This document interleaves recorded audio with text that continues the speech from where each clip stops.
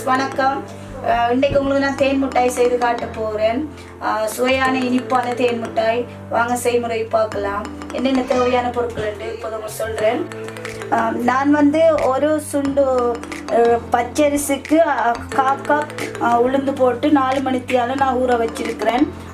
சீனி 1/2 கப், தண்ணி தேவையான அளவு, பேக்கிங் பவுடர் தேவையான அளவு. இது கேசரி பவுடர் ஆரஞ்சு கலர் எடுத்துருக்கிறேன். அது உங்களுக்கு என்ன கலர் வேணுமோ எடுத்துக்கொள்ளுங்க. ஆனால் தேன் மிட்டாய் ஆரஞ்சு கலர், அதனால் ஆரஞ்சு எடுத்துருக்கிறேன். தேவையான அளவு இல்லை. நான் இப்போ உங்களுக்கு அரைச்சிட்டு காண்பிக்கிறேன். தேவையான பொருட்கள் பார்த்தோம். ஃபஸ்ட்டு 1/2 கப் சீனி எடுத்துனா அதை போட்டு கொஞ்சமாக தண்ணி விட்டு ஒரு கம்பிப்பதம் வரும் வரைக்கும் அதை காய்ச்சணும். நான் ஒரு கம்பிப்பதம் வரத்தை காய்ச்சுறேன். நல்லா சீனி கரைஞ்சி ஒரு கம்பிப்பதம் வரணும். நல்லா கரையை விட்டு ஒரு கம்பிப்பதம் வரும் வரைக்கும் காய்ச்சணும். நல்லா கரையட்டும். அது அப்படியே இருந்து கரையட்டும். இப்போ நான் அரைச்ச மாவு அதை காண்பிக்கிறேன். இந்த தோசை மாவை விட கொஞ்சம் லைட்டான திக்னஸில் இருக்கணும். இந்த பதத்துக்கு நீங்கள் அரைச்சி எடுத்தீங்கன்னா ஓகே. அதுக்குள்ளே நான் இப்போ ஃபஸ்ட்டுக்கு கேசரி பவுடர் மிக்ஸ் பண்ண போகிறேன். உங்களுக்கு கலர் எவ்வளவு தேவையோ அதுக்கேற்ற மாதிரி மிக்ஸ் பண்ணி பண்ணுங்கள்.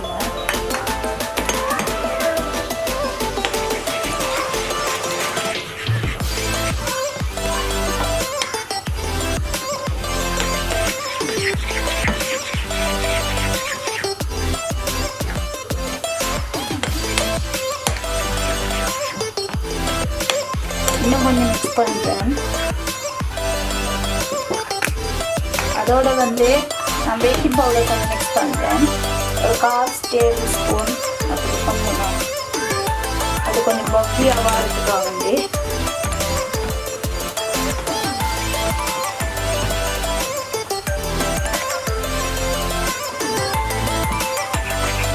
மிக்ஸ் ஆகுற மாதிரி.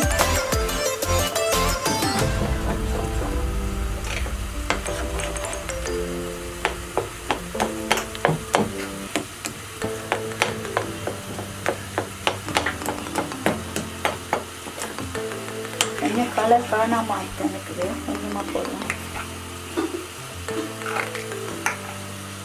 நீங்கள் ஆரஞ்சு கலர் எடுத்தீங்கன்னா நல்லா இருக்கும். என்னோட செலோ தான் இருக்குது.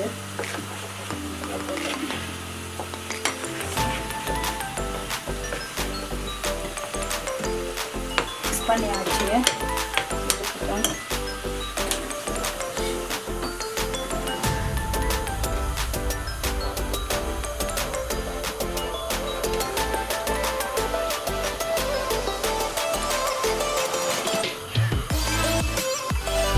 வேறு பக்கம் காயட்டும். இன்னொரு சட்டியில் பேனக்கி தாக்கி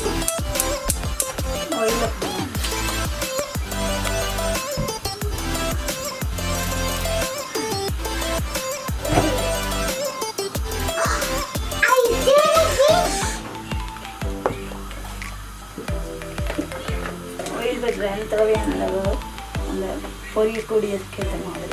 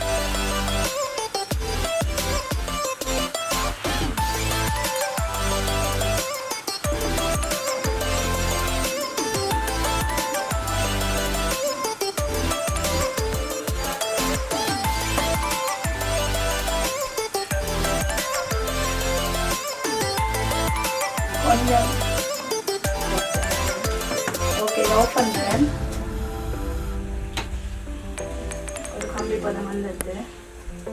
அது ஆஃப் பண்ணி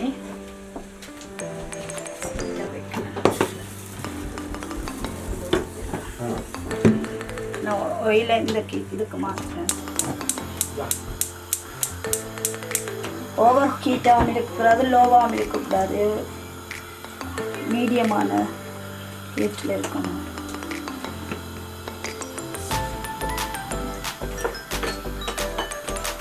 கரண்டியாலையும் போடலாம், கையாலையும் போடலாம். நான் கரண்டியாலே போட்டேன்.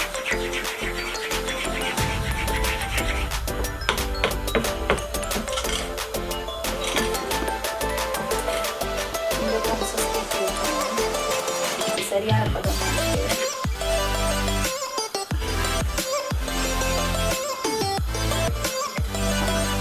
போய் சரியான ஹீட்டுக்கு வந்துட்டு போட்டு லைட்டாக கம்மி பண்ணிட்டு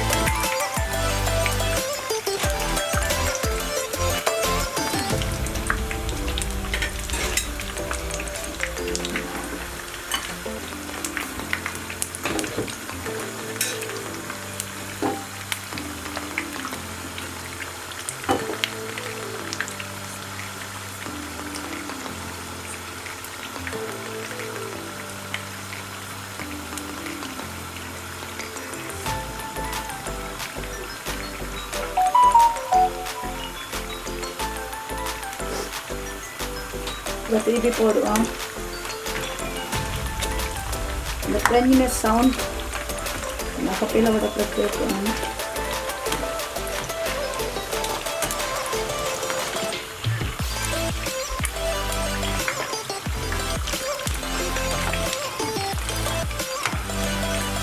இந்த பதத்தில் இறக்கலாம்.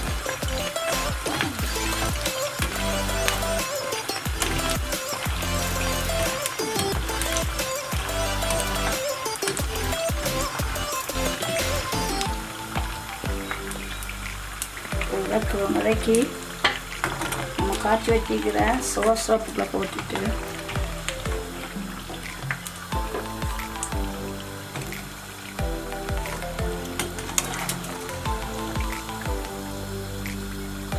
இப்போ காய்ச்சி வச்சிக்கிற சிவசிறப்புக்குள்ள போட்டு அதை ஒரு 5 minutes or 2 minutes அது அந்த சுகர் சிரப் வந்து இதுக்குள்ள உள்வாங்க வரைக்கும் போட்டு வச்சுட்டு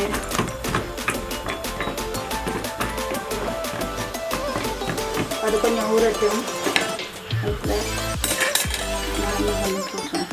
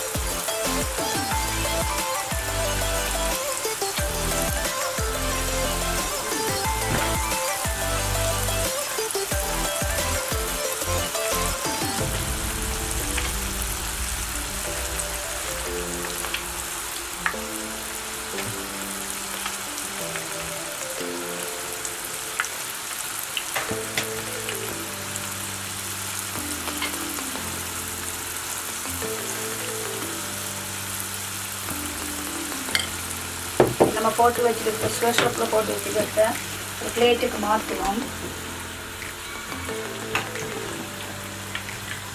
நல்லா சுகர் எல்லாம் உள்ளுக்குள்ளே போய்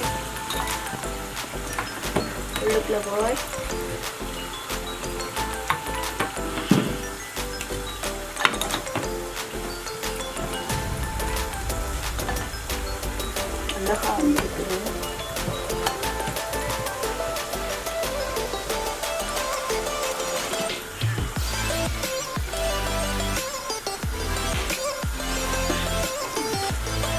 பாருங்க அவ்வளோ அழகாக வந்திருக்கிறது.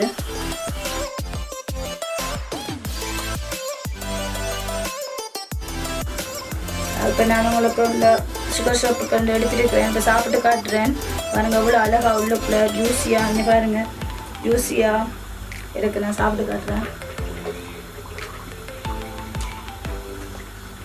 அப்படியே ரொம்ப நல்லா வந்திருக்கு. குழந்தைய விரும்பி சாப்பிடுவாங்க. குழந்தைய மட்டும் இல்லை, பெரிய ஆட்களும் விரும்பி சாப்பிடுவாங்க. நீங்கள் செய்து பாருங்கள். இது பிடிச்சிருந்தால் லைக் பண்ணுங்கள், ஷேர் பண்ணுங்கள், கமெண்ட் பண்ணுங்கள். நன்றி, வணக்கம்.